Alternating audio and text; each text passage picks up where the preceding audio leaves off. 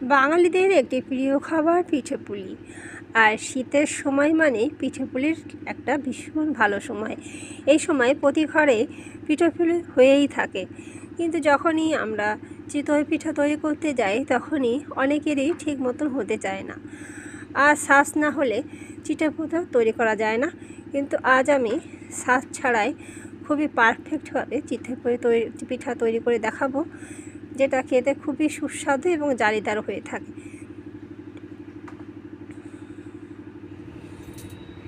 নমস্কার, মোমো ফুডে আপনাদের অনেক অনেক স্বাগত।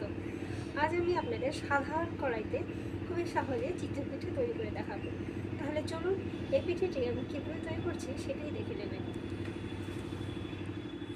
প্রথমেই একটি পাত্র নিয়ে নেব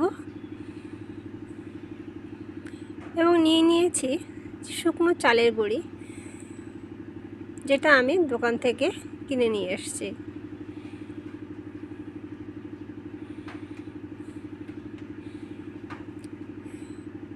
দিয়ে দেবো স্বাদ অনুযায়ী লবণ।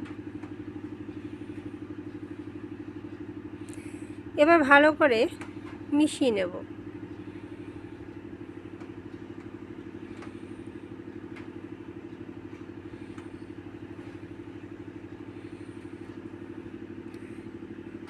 এখন উষ্ণ গরম জল, মানে যেটা হাত দিলে সয়ে যায়, সেই ধরনের জল দিয়েই একটা গোলা তৈরি করে নেব।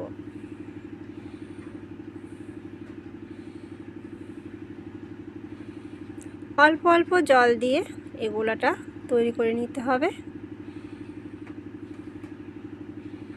একবারে বেশি জল দিলে হবে না, অল্প অল্প জল দিয়ে দেখতে হবে জলটার পরিমাণটা কত লাগবে, সেই হিসাবে আস্তে আস্তে অল্প অল্প জল দিয়ে গোলা তৈরি করলে গোলাটা খুবই ভালো হবে।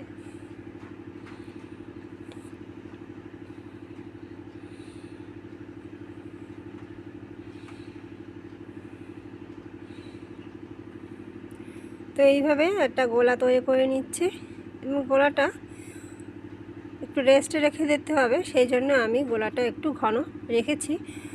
রেস্টের পরে দেখে নেব কতটা জল লাগবে, সেই হিসাবে পরে আবার জল মিশিয়ে একটু হালকা করে নেব।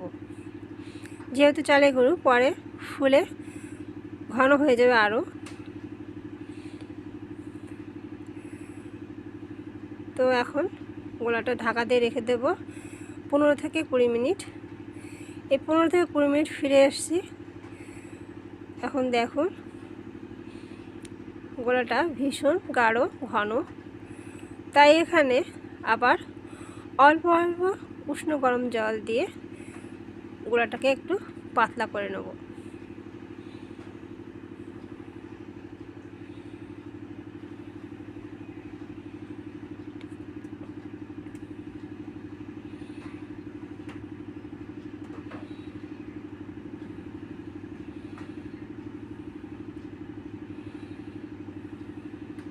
গোলাটা দেখুন কেমন, ঠিক এই রকমই হবে, না খুব ঘন না খুব পাতলা। এখন একটা কড়াইটাকে খুব ভালো করে গরম করে নিতে হবে। নিয়ে সামান্য তেল ব্রাশ করে দেব। কড়াইটা একটু মোটা হলে ভালো হয়, পাতলা কড়াইতে চিতই পিঠা ভালো হতে চায় না। এখন ঢাকা দিয়ে রেখে দেবো। বেশ কিছু সময় রাখতে হবে। আর প্রথম দিকে একটু হাই ফ্লেমে রেখে তারপর একটু লো ফ্লেমে রেখে দিতে হবে, না হলে কিন্তু হবে না। দেখুন কি সুন্দর চিতই পিঠা হয়েছে এবং প্রত্যেকটা সমস্ত জায়গায় কেমন জালি জালি হয়েছে। ঠিক এরকমই হবে কড়াইতে করলে। আর তুলতে দেখুন কোনো সমস্যাই হলো না। আবার সামান্য একটু ব্রাশ তো দিয়ে করে নেব এবং গোলা দিয়ে দেব। গোলা দেওয়ার সময় ভালো করে নেড়ে চেড়ে নিতে হবে, কারণ গোলাটা ভালো করে নাড়লে মিশ্রণটা ঠিকঠাক থাকে। এইভাবে আর একটা গোলা দিয়ে দেবো। দেওয়ার সময় ফ্লেমটা হাই রাখবেন। অল্প সময় হাই রেখে ফ্লেমটাকে লো করে দেবেন। লো করে দিয়ে কিছু সময় ওয়েট করবেন, দেখবেন ধোঁয়া বেরোচ্ছে, ঠিক তখনই তুলে নেবেন, তুলে নিয়ে দেখবেন একদম পারফেক্ট হচ্ছে। এবং তখনই তুলে নেবেন না, একটু সময় রেখে তারপর আস্তে আস্তে তুলে নেবেন। দেখুন তুলতে কোনো সমস্যা হলো না, একদম হালকা ইসেই উঠে আসলো। কতটা জালিদার হয়েছে, ঠিক এরকম পারফেক্ট চিতই পিঠা তৈরি হবে। সমস্ত দিকটা ঠিকভাবে করলে দেখবেন চিতই পিঠা প্রত্যেকটাই খুবই সুন্দর হচ্ছে, খেতে খুবই সুস্বাদু। এইভাবে প্রত্যেকটা পিঠে তৈরি করে নেব। দেখুন কতটা সুন্দর হয়েছে চিতই পিঠা। শুধু সাধারণ নর্মাল কড়াই, যেটা আমরা বাড়িতেই রান্না করে খাই, প্রত্যেকের ঘরে এই ধরনের কড়াই থাকে, কিন্তু কড়াইটা একটু মোটা হতে হবে।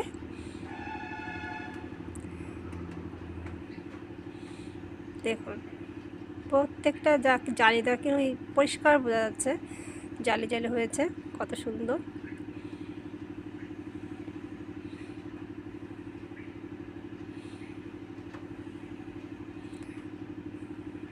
দেখলেই বুঝতে পাচ্ছেন যে কতটা জালিদার হয়েছে। এই পিঠাটা আপনারা দুধে ভিজিয়েও খেতে পারেন, খুব সুন্দর ভিজে যাবে একদম। আর এরকম নলেন গুড় দিয়েও আপনারা খেতে পারেন, যেটা খুবই সুস্বাদু লাগবে খেতে।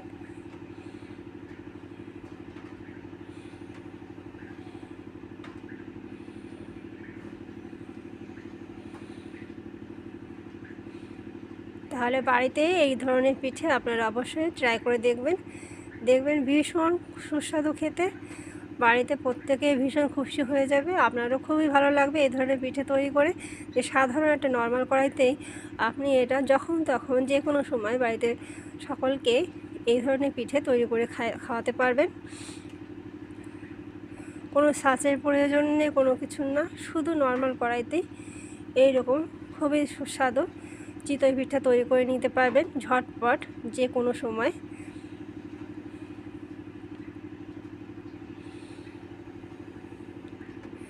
তাই সকলেই এই শীতের সময় আনন্দ করুন পিঠে।